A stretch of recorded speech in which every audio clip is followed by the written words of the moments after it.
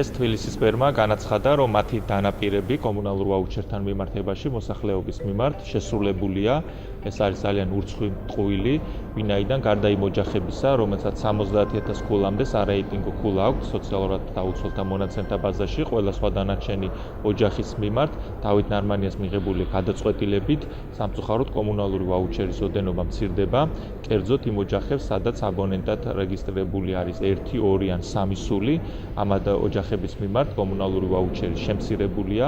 ასეთი კი თბილისში 385,000 აბონენტიდან 228,000 აბონენტი, ანუ მოსახლეობის ნახევარზე მეტს კომუნალური ვაუჩერი უმცირდება, ხოლო მათი დაპირება კი იყო, რომ მიმდინარე წლის 2015 წლის პირველი 3 თვის განმავლობაში მაინც ყველა ოჯახს კომუნალური ვაუჩერი შეუნარჩუნდებოდა იგივე ოდენობით, კერძოდ ყოველთვიურად ისინი მიიღებდნენ 20 ლარს, ასე რომ მათი დანაპირები არის მორიგი ტყუილი, ამას ადასტურებს თბილისის ბიუჯეტში გათვალისწინებული ციფრებიც, 2014 წელს კომუნალურ ვაუჩერზე დაიხარჯა 45 მილიონი ლარი, ხოლო მიმდინარე წელს კი გათვალისწინებულია 8 მილიონი ლარით ნაკლები, 37 მილიონი ლარი, ასე რომ განცხადება დაპირების შესრულების შესახებ ეს არის მორიგი ტყუილი.